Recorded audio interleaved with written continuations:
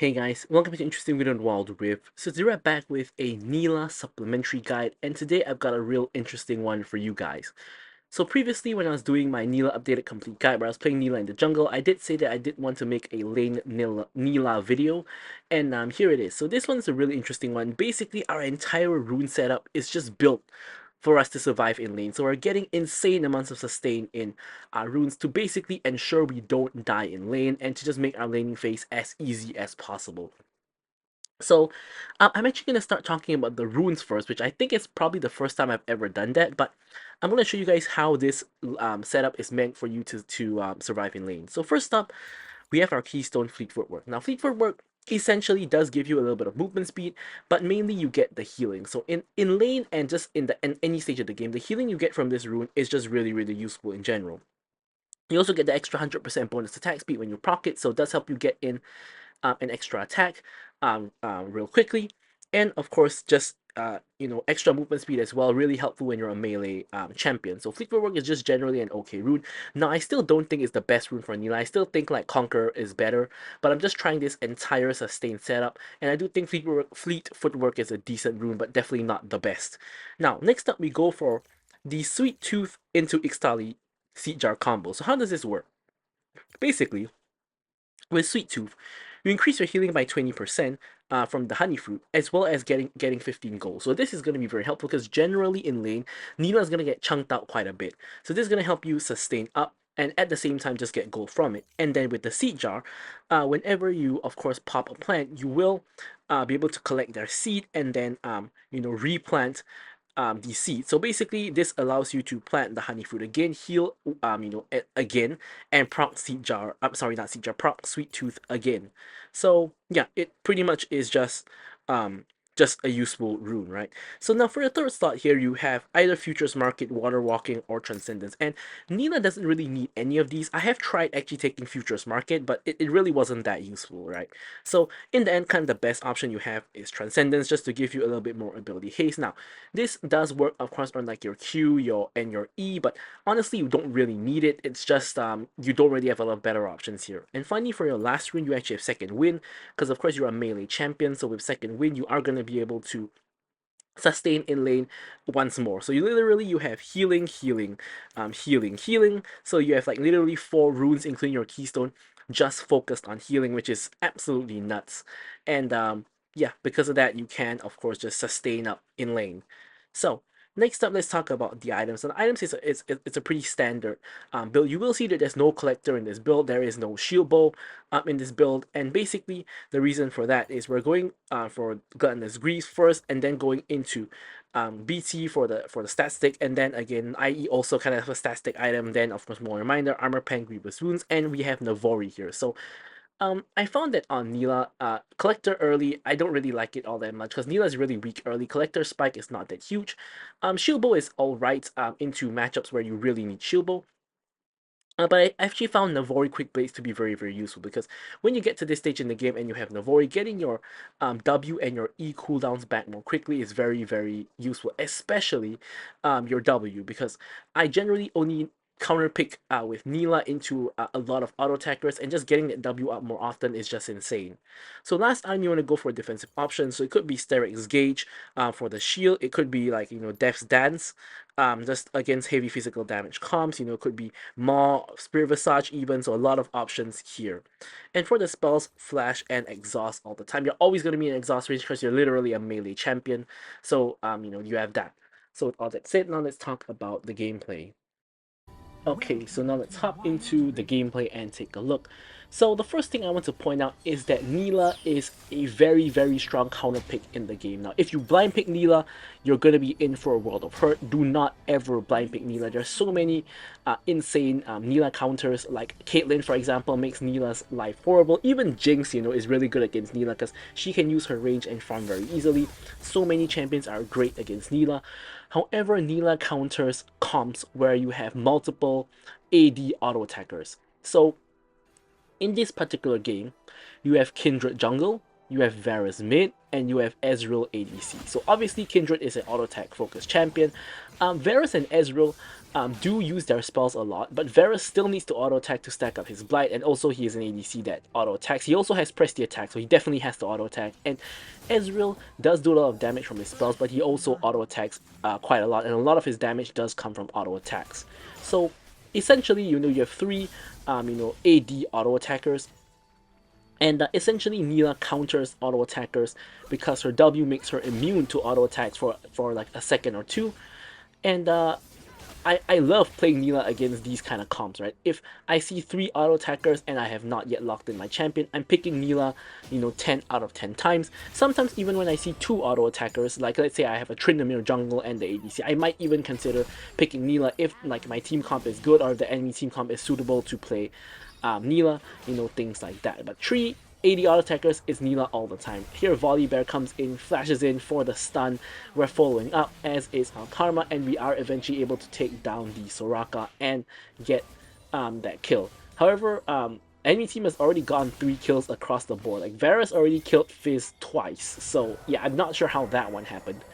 But here we actually had parity. We should have been contesting Kindred here. I was a little bit annoyed because I was pinging that I was coming, and Volibear just wanted to back away. Yeah, I know Volibear is at half health, but Soraka is dead. Ezreal is stuck under tower farming minions. So me and Karma and Volibear can 3v1 the Kindred, and we basically guarantee either kill her or at least get the Skull Crab. Like, we should not be backing off here. And this also kind of ruins my tempo. Because of that, I cannot recall, and Wave is now stuck outside the enemy tower. So it's kind of a double whammy here, but thankfully because of that kill, the enemy team actually gets scared of us and we're actually able to shove the wave in out when it's outside the enemy tower, which as a Nilah is actually very, very rare because most ADCs know they can bully Nilah very, very easily because she has completely no range.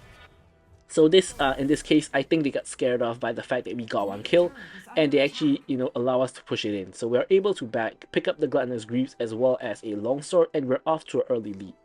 Now, something I do want to point out is Ezreal has like the same goal as me despite the fact I've gotten a kill. So, we do have to kind of farm up a little bit better because obviously on Nilah you are bound to go behind and farm a little bit simply due to the fact that you are melee and you have to give up some minions. You can never last hit all of the minions. If you are able to last hit all of the minions, the enemy team must be playing wrong because that should never happen because they should be taking advantage of their range to bully you away, and you should not be getting all of the last hits. So that is definitely, something to take note of. So you tend to fall behind the enemy ADC a little bit, at least in the early levels, just due to the fact that you are a melee champion and you cannot last hit every minion.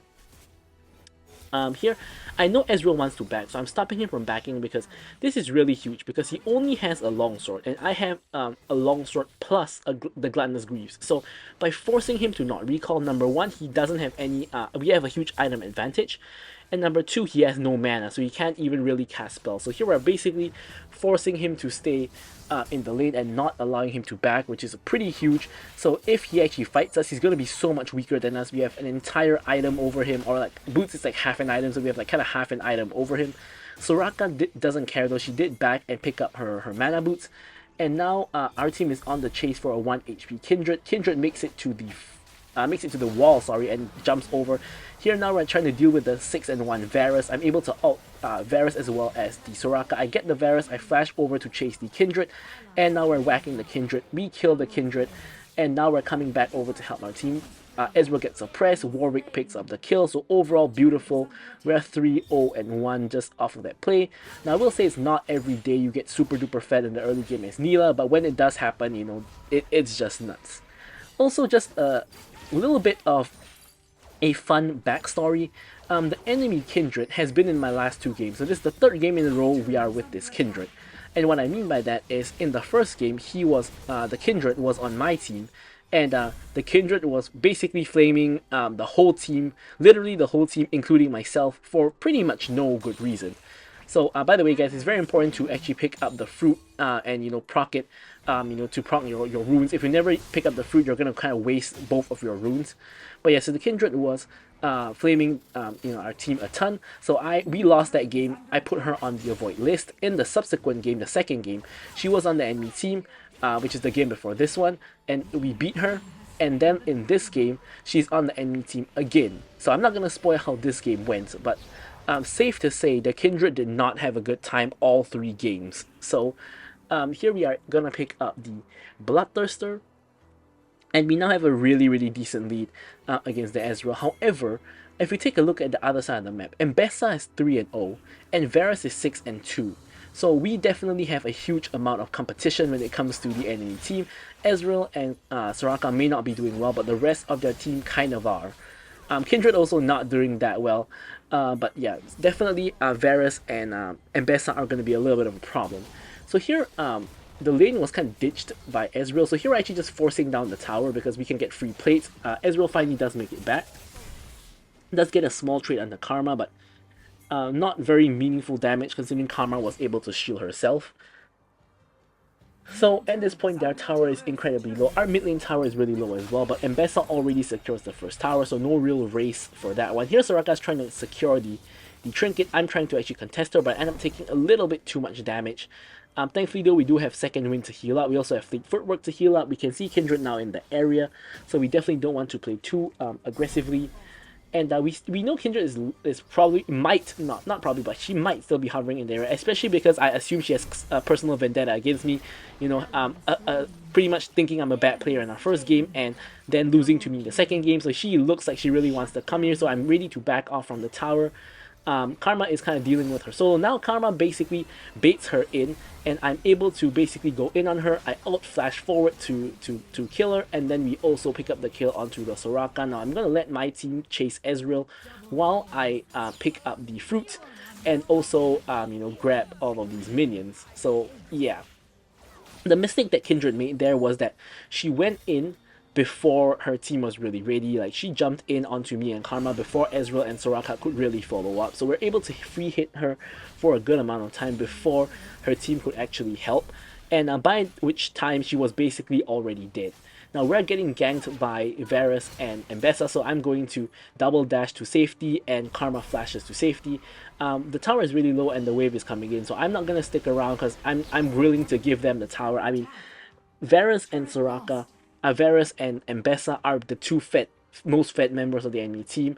And me and Karma are not gonna beat them in a 2v2. So sometimes, you know, discretion is the better part of valor. We don't want to take that fight that we know we're not gonna win, so we're just going to retreat, give them the tower, and call it a day. Speaking of which, a huge fight is breaking out in the mid lane, and I'm trying my best to get myself there to join the fight. Here I'm looking for an opportunity. I go in on Varus, who I think is a very valuable target here, and I'm basically diving him under the tower. I kill him and the Soraka at the same time, and Karma's shield is able to help me out big time in surviving the dive. So here once again, I'm able to pick up the fruit. Just look at this. I'm able to basically heal back up to nearly full health just based off of that fruit pickup. And that's kind of how that rune is meant to work. And together with my second win, etc., I am able to heal up to nearly full. I do, however, still want to pick up my IE, so no real difference in that respect, but we do show the power of the rune. So at this point, the only person with more gold than me is Mbessa, and I don't really ever want to 1v1 her if I can. Mbessa, it might be in the bush here though, but I do have Karma here to help me, so if she engages on me, I will have backup. And the enemy team is trying to get mid lane tower, probably going to get it considering it's just like one hit away from dying and no one is there to defend, but we might be able to punish maybe, doesn't look like it, so instead I'm just going to go for the wave. And by the way guys, our Fizz is 0 and 9, like he's hardcore feeding 1 kill a minute, and I know recently in one of those games I said I never actually see this, and I kind of just jinxed myself because when I said that I really meant it, and now I'm having these games where one of my teammates are just literally feeding 1 kill a minute. I literally think it's actually challenging to feed 1 kill a minute. It's really not that easy to even die that many times, but apparently people can get that done, so there is that. So one thing about this Kindred is, in this particular game, not in my games though, but in this particular game, she's very on the ball when it comes to objectives. Like, she's always at the objective on spawn and gets it pretty much instantly before my team can even respond. It wasn't like that when she was on my team though. But anyway, it's literally the same guy. But anyway, the enemy team does secure their second dragon of the game, so they are on soul point for the ice dragon. So, and my team kind of trolls it because for some reason they're fighting the enemy team without me and Volibear, so they end up basically getting into like a 3v5 or 3v4, and yeah, so Mbessa and Varus were in that fight, and of course I was not in that fight. So my team, by the way, me and Volibear are the two most fed members of the team. We both were not in that fight, so my team gets completely destroyed, which is completely no surprise whatsoever, considering that the two most fed enemy team members are there, and your two most fed members are not there. Like, what else do you expect to happen? So, anyways, we are now 5k gold behind the enemy team. I'm just trying to find places to get farm. I am able to really maintain my farm and be competitive with both Varus and Mbessa at this point, which is pretty amazing. Now we're trying to force down this tier 1 mid lane to get the objective bounty, as well as open up the map a lot. So here Fizz is going in onto the enemy team, and obviously we know he's not gonna do anything because he's 0 and 11, still averaging 1 kill per minute, 2 minutes later, by the way, which again is an amazing achievement. Now here, Volibear goes in, but I'm really not sure that's a good idea because, as you can see, Varus is able to survive because of Soraka. Now here, Mbessa is overextended now, so I'm focusing Mbessa. I'm able to focus her for a long time. Warwick eventually finishes the kill. I then spot a rogue Soraka. I want to get rid of her before anyone else comes. Now Kindred is here, and getting rid of Soraka is very, very important. You want to focus Soraka at the start of the fight if you can, because Soraka provides insane healing, so you never want to really have her in the fight on the long term. So here, Ezreal pops the stasis, doesn't have anywhere to go though. Warwick finishes off the kill, and we're able to get rid of everybody other than Kindred herself. So now at this point, Baron is gonna spawn real soon, but we can't really do it because Volibear is dead at the moment. So I'm not really too interested in the Baron call. And yeah, so here Warwick is setting a trap for Kindred. Does go onto the Kindred, but Kindred is able to hop the wall and hop away. A little bit too mobile there. And here the entire enemy team is going in. Mbessa does get the engage off. However, I'm not really interested in Mbessa. I get hit by a rogue Varus ulti, but I'm pretty much fine. However, Warwick is not fine, and he does end up going down, as does Fizz. Fizz with his 12 death in 12 minutes, still averaging that 1 kill a minute. Now I know enemy team is gonna go Baron. I don't necessarily want to contest, and we're gonna lose inhib if we actually go to Baron. So I'm quickly coming down here to clear this wave. Because in my opinion, enemy team getting Baron is kind of unavoidable considering 2 people on my team are dead. But they don't actually end up going for the Baron, and they are instead going for a chase. So here Mbessa once again overextends a lot. She probably doesn't know I'm here, but I'm eventually able to run her down and get the kill on her. However, I'm not really able to do very much else because I'm going to run into the entire rest of the enemy team. Now here I set up a blast plant using the seed jar so I can escape to safety if needed, and Warwick and Fizz are now coming in. Fizz finally actually kills someone, kills the Soraka. Now I'm coming in with the ulti. Kindred goes down to Warwick, and Varus gets killed by Warwick as well. And now Ezreal is the last person alive on the enemy team, and he is pushing the opposite side of the map. Now I want to push out this wave so that we have priority on the opposite side of Baron. So this should eventually slow push because I have 1.5 waves pushing, and this should slow push into the enemy team's tier 2 bot lane eventually. And the last dragon is about to come out. So of course we know the enemy team is on Dragon Soul Point, and we know that they're very likely to want to go for this dragon. So we do want to make our way there and contest this dragon if we can. On the way, we're just farming up the Gromp. We are also just farming the mid lane while on the way there.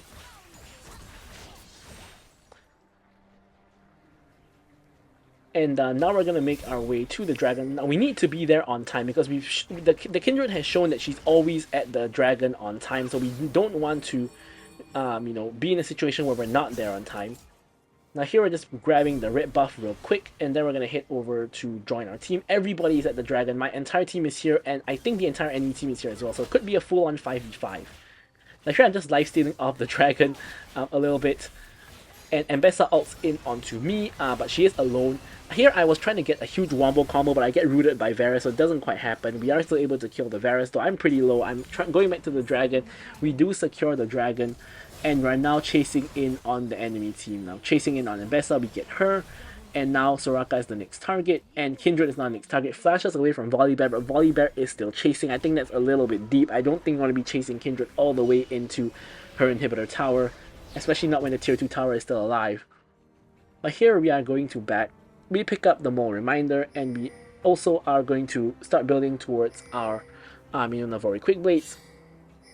And here I'm pinging for Baron because, like, 3 people on enemy team are dead, but our jungler ints his life away and he dies. So Baron is not gonna be a thing anymore.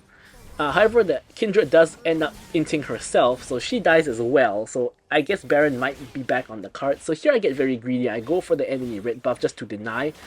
And here I run into Varus. I'm pretty sure I can 1v1 Varus.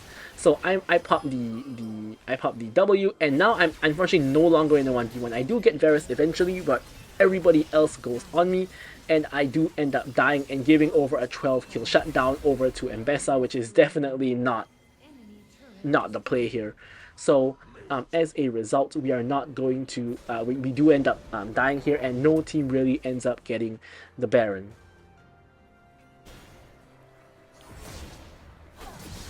So here my team is making the best of the situation. They are just basically going to be pushing.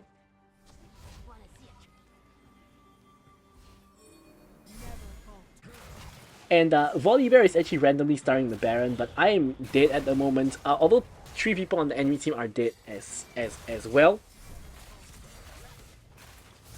So yeah. So now I'm like respawning just right now, and I am trying to make my way over to the Baron as quickly as I can. However, the issue is we once again have the bot lane problem, where you can see the bot lane is really pushing in. And it is going to get an inhib if no one clears the wave. So here I'm just hovering my team, check if I am needed for a fight. Warwick has to ult to safety, and Volibear is going in very deep with the Fizz once again. Fizz thankfully no longer has 1 death per minute. He has stopped dying for the last 4 minutes, which is an achievement. And here Kindred is getting a little bit caught up. I'm trying my best to catch up to the fight with my team, but I mean, I really can't be just dashing in, right? So here I end up basically reaching the fight, but now I realize that the fight, is not a very good one, so I'm gonna have to hop back out. Now Volibear is dead, which means that the enemy team has a viable Baron opportunity, especially if I go bot to defend it. So now I'm thinking here, I want to sneak over to bot, quickly clear this wave, and then Hex Gate back up to top.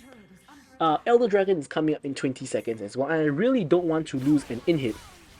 So I'm trying my best to quickly get this wave and make it back to top.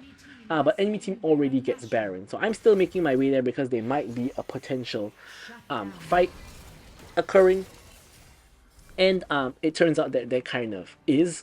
So unfortunately though, Warwick does die already, and Fizz is basically 1 HP. I've spawned an opportunity to help the Fizz. I give him the W, and we're able to actually protect him against the Varus, and we do end up trading 1 for 1 Ezreal for Warwick, which I think is a fine trade. Now Elder, obviously enemy team is going to be doing Elder right now, so we want to quickly get there. Volibear is now here. Enemy team is only just starting it out, so it's definitely still anyone's game here. Varus is now backing away. And we need our team to kind of regroup here. Karma, unfortunately, is backing when the Elder is out, which is not a very intelligent move. But she does get an item pickup, I guess. So now neither team is doing the Baron right now. Sorry, the Elder right now. And Volibear decided to sneak in. And now me and Fizz get the same idea. So we're sneaking in. They can't see us doing it, although now they can because they literally just walked in. But just now they couldn't see us on the Scuttle Vision. So here I'm just whacking Mbessa, and I actually end up killing her and securing the Elder. I flash forward, get 2 more kills, and now Soraka is awkwardly in the T-Hex but can't really do anything. Ezreal, I'm not sure where he is, but he's not anywhere in the fight. He's actually pushing the top lane, and here the TX is kind of useless when there's no one to protect it, right? So we're just whacking the TX at the moment. We get the Elder onto the TX. Soraka now obviously is just gonna die, and only Ezreal is left. So at this point we should be able to easily end the game, considering that Ezreal has no wave clear. So here we're just pushing in. Still have the last of the Baron minions to deal with though from the T-Hex, and with that, we're going to get the W. So I'm going to leave you guys with the stats as usual. Thank you guys so much for watching the video, and goodbye.